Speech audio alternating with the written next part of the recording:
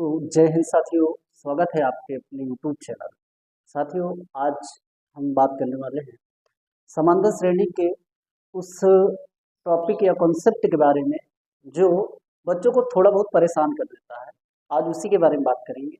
आप ध्यान से देखिएगा कि इसको कैसे हल किया जाएगा। अगर आपने इसको सीख लिया तो इस तरह का कोई भी क्वेश्चन आप आराम से सॉल्व कर जाएंगे। क्वेश्चन है कि एक समांतर श्रेणी के 5वें पद तथा 9वें पद का योग 72 है।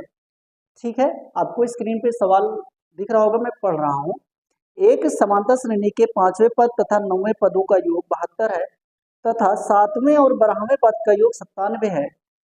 समांतर श्रेणी ज्ञात कीजिए। 5वें और किसका? 5वें और 9वें पदों का योग। ध्यान से देखिएगा, जब भी ऐसे क्वेश्चन आपको बोलेगा तो आपको करना क्या है। जैसे इसने कहा 5वां पद, 5वां पद आप डायरेक्टली लिखना चाहे ना, डायरेक्टली, तो ये होगा a plus 4d। a plus 4d, एक हमेशा कम करके लिखना। जो भी पद बोलेगा उससे एक कम करके। ऐसा क्या होता है पता है?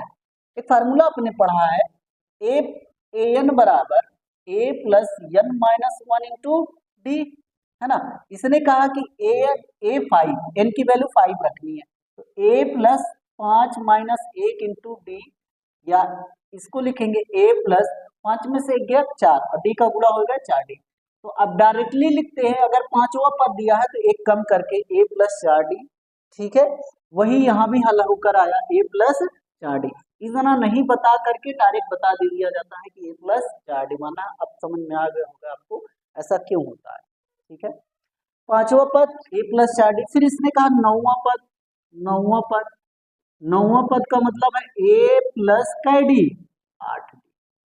ठीक है, अब कह रहा है 5वां पद प्लस 9वां पद बराबर में कितना? 72, क्योंकि इनका योग। 5वां पद मतलब a प्लस 4d धन 9वां पद मतलब a प्लस 8d बराबर में कितना? 72।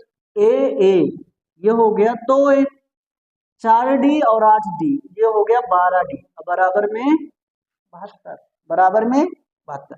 या तो इसको यहीं पे रुक जाइए, या थोड़ा सा इसको और हल करेंगे तो आप देखेंगे यहीं पे रुक जाइए। इसको समीकरण आप एक मान लें। ठीक है, अब दूसरा इसने बोला पॉइंट, क्या बोला? दूसरा पॉइंट बोला कि 7वें पद और 12वें पद का योग 97 है। कौन सा पद? 7वां पद प्लस कौन सा पद? 12वां पद बराबर कितना? 97। 7वां पद मतलब एक कम करके लिखना है, a प्लस 6d धन 12वां पद मतलब एक कम करके a प्लस 11d बराबर में कितना? 97। ए कितना ये हो गया? 2a, 6d और 11d, 6 और 11 कितना होता है? 17d बराबर में कितना भैया? 97। समीकरण कितना बन गया? 2 बन गया। अब क्या करिए, समीकरण 1 को इसी के जस्ट नीचे लिखिए, तो 2a धन 12d बराबर 72। ये समीकरण कितना है? 1। अब क्या करिए, घटा दीजिए। घटाने पर क्या करने पर? घटा, तो यहाँ का लग जाएगा माइनस, माइनस माइनस। घटाने पे हमेशा चिन्ह बदल के लिखा जाता है, तो 2a प्लस का 2a माइनस का गया। 17 में से 12 घटेगा, क्योंकि ये प्लस नहीं माना जाएगा, ये माना जाएगा माइनस जो आपने लगाया। तो 17 में से 12 गया तो हो गया 5d बराबर 97 में से 72 घटेगा। देखो 7 में से 2 गया 5, 9 में से 7 गया 2, या d बराबर 25 बटे में कितना? 5, क्योंकि 5 उधर जाएगा तो भाग हो जाएगा। 5 25, d बराबर 5। यानी d की वैल्यू कितनी आ गई भैया? 5 आ गई। कितनी आ गई? 5। अब d की वैल्यू 5 आई तो d का मान चाहे समीकरण 1 में रखो चाहे 2 में रखो, a का मान निकालो। यहाँ लिखो d का मान समीकरण 1 में रखने पर, समीकरण 1 क्या है भैया? तो समीकरण 1 है 2a धन 12d धन बराबर 72, बराबर में 72। 2a तो ऐसा नहीं रहेगा, लेकिन 12 गुणे d का मान 5 बराबर में 72। 2a धन 12 पंचे 60 बराबर में 72, या 2a बराबर 72 माइनस कितना 60, इसको घटाएंगे तो ये आ जाएगा 12। a बराबर हो जाएगा 12 बटे में 2, 12 बटे में 2 कट के कितना आ जाएगा 6, यानी a का जो मान आया वो कितना आया 6 आया। कितना आया 6 आया। d का मान 5 आ गया, a का मान 6 आ गया। समांतर श्रेणी की बात कर रहा है, किसकी बात कर रहा है भैया, समांतर श्रेणी। देखिए जब आपको a पता हो और जब आपको d पता हो, अगर समांतर श्रेणी निकालना हो तो तरीका ये है, सबसे पहले a होती है समांतर श्रेणी, उसके बाद a प्लस डी होती है, उसके बाद a प्लस 2d, उसके बाद कॉमा लगाते चलना a प्लस 3d, फिर a प्लस 4d, फिर a प्लस 5d, कॉमा लगाते चलना। ये समांतर श्रेणी होती है a plus D, a plus 2d, a plus 3d, a plus 4d। ठीक है। अब देखिए a मतलब कितना, a का मान कितना आया तो यहाँ लिखेंगे 6 का मान, a धन d, a का मान 6, d का मान 5, तो 6 5 11, इसके जगह पे 11 आ गया। a प्लस 2d का मतलब a का मान 6 और d का मान 5, 2d 2 पंचे 10 और 6 कितना आ जाएगा, यानी ये हो गया 6 और 2 पंचे 10, 10 6 16, यानी हम यहाँ पे लिख सकते हैं 16। अब आप देखेंगे ना कितना कितना बढ़ा, तो 6 में 5 जोड़ो 11, 11 में 5 जोड़ो 16, अगला वाला भी 5 जुड़ के आएगा तो आ जाएगा 21, अगला वाला भी जुड़ेगा तो आ जाएगा 26। समझ में आया कि नहीं। तो जो समांतर श्रेणी होगी वो होगी 6 11 16 21 और 26। साथियों समझ में आया कैसे किया गया। इसने कहा था पांचवा पद और नौवां पद का योग, पांचवा पद और नौवें पदों का योग कितना 72। जब भी जो भी पद देगा उससे एक कम के करके लिखना है। पांचवा बुलत a प्लस 4d, नौवा बुलत a प्लस 8d, इन दोनों को जोड़ लिए बराबर में कितना कर दिए 72। ठीक है, ए 2a हो गया 4d और 8d 8 4 12 और बराबर में 72 समीकरण।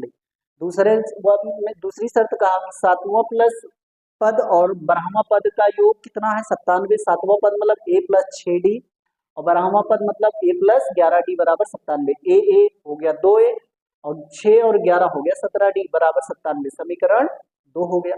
और समीकरण 1 को जस्ट इसी के नीचे रखेंगे तो आप देखेंगे कि 2a 2 दोनों सेम टू सेम कट गया, क्योंकि घटाने पर आप घटाएंगे। और ये 17 में से 12 गया 5, इधर 97 में से 72 गया 25, डी का मान निकालेंगे 5, डी का मान उठा के समीकरण 1 में रखेंगे तो ए का मान आ जाएगा 6। और उसके बाद समांतर श्रेणी निकालने का formula a plus D, a plus 2d, a plus 3d, a plus 4d, अब कंटिन्यू ऐसे बढ़ते चले जाएंगे, आपकी पूरी की पूरी श्रेणी आती हुई चली जाए। समझ में आया सर। एक क्वेश्चन और लेते हैं जिससे आपको ये बेहतर तरीके से समझ में आ जाए। ठीक है, आपके स्क्रीन पर क्वेश्चन दिख रहा होगा, हम पढ़ देते हैं क्वेश्चन को। क्वेश्चन है, यदि समांतर श्रेणी का 10वां पद 52 है, 10वां पद कितना है 52 है। ठीक है, 17वां पद 13वें पद से 20 अधिक है तो समांतर श्रेणी ज्ञात कीजिए। 17वां पद, थोड़ा सा इसको मिटाने के लिए हम लेते हैं, इसको मिटा देते हैं साथियों। क्वेश्चन आपको दिखा, आपने उसको पढ़ना और अब हल करना। हम तो हल करेंगे ही, बट आप कोशिश करो कि अब आप हल करो। क्या बोलना कि 10वां पद,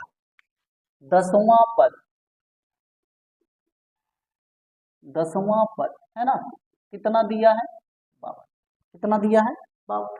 10वां पद का मतलब एक कम करके लिखना है तो a प्लस 9d बराबर में कितना भैया 52। इसको समीकरण कितना माना, एक हो गया। अब दूसरी शर्त कहा कि 17वां पद, कौन सा पद 17वां पद बराबर 13वें पद से 20 अधिक है। कितना अधिक है 20 अधिक है। 17वां पद जो होगा 13वां पद लिखिए और प्लस कितना करिए 20 अधिक है। ठीक है, 20 कितना है अधिक, तो 17वां पद का मतलब है a प्लस कितना डी भैया 16d, कितना डी 16d बराबर 13वां पद का मतलब होता है a प्लस कितना एक कम करके 12d और प्लस में कितना e है, e जो है इतना a प्लस 12d, इसको इधर उठा लो, इसको इधर उठा लो। तो पहले ये वाला लिखो a प्लस 16d फिर माइनस a और ये प्लस है तो माइनस 12d अब बराबर में कितना 20। आप ए और ए देखेंगे तो ये पॉजिटिव है ये निगेटिव है, कट गया। 16D पॉजिटिव 12D निगेटिव, तो 16 में से 12 गया तो 4D प्लस का, क्योंकि 16 बड़ा है, ठीक है, 12 छोटा है। अब बराबर में 20 या डी बराबर 20/4 काटेंगे, 4 पंचे 20, यानी डी का मान कितना आ गया, डी का मान कितना आ गया 5। अब इसी डी का मान उठा के समीकरण किस में रख दीजिए, एक में रख दीजिए। तो यहाँ लिखिए डी का मान समीकरण एक में रखने पर, समीकरण एक कितना है, ए प्लस 9D बराबर में कितना भैया 52, ए प्लस 9 गुणे डी का मान 5 बराबर में 52, ए प्लस 9 बचे 45 बराबर में 52, ए बराबर 52 माइनस 45, ए बराबर घटा दीजिए 52 में से 45, तो 45 5 50 2 52 यानी 7। ए का मान कितना आ गया भैया 7 आ गया, डी का मान कितना आ गया 5 आ गया। तो श्रेणी जो आती है, श्रेणी वो क्या होती है, ए होती है, ए प्लस डी होती है, ए प्लस 2D होती है, ए प्लस 3D है ना, और ए प्लस 4D, ऐसे कंटिन्यूअस बढ़ती जाएगी। तो ए का मान यानी पहली हो जाएगी 7। अब ए प्लस डी, ए का मान 7 और डी का मान 5, 7 5 12। फिर ए प्लस 2D, ए का मान 7 डी का मान 5 और उसमें गुणा 2 को करना है, 2D है ना, 2D है, तो 2 पंचे 10 7 17। तो आप यहाँ से थोड़ा सा गेस करिए 7 में क्या जोड़ने की बार आ जाए, तो 5, 12 5 17, 12 7 5 12, 12 5 17, 17 5 22, 22 5 27, कंटिन्यूअस ऐसे बढ़ती चली जाएगी। यानी जो आपकी श्रेणी होगी 17 7 12 17 22 और साथ ही उम्मीद करते हैं कि जो मैंने बताया आपको ये कॉन्सेप्ट कि जब भी 13वां पद या 14वां पद दिया रहेगा, ठीक है, और एक और भी बोलेगा उसी तरह से उनको हल करके आपको श्रेणी बनाना है, तो क्या आप बना पाएंगे, उम्मीद करते हैं आप बना लेंगे, ये कॉन्सेप्ट आपको क्लियर हो गया होगा। तो मिलते हैं साथियों नेक्स्ट वीडियो में एक नए कॉन्सेप्ट के साथ इसी टॉपिक से। अभी ये टॉपिक खत्म नहीं हुआ, इसमें अभी और भी कॉन्सेप्ट हैं और भी टॉपिक हैं जो आपके लिए बहुत इंपॉर्टेंट है। वो ऐसे नियम है जो आप कंफ्यूजन में रहते हैं कि ये कैसे होगा ये कैसे होगा। तो नेक्स्ट वीडियो में मिलते हैं एक बेहतरीन टॉपिक के साथ, तब तक के लिए जय हिंद।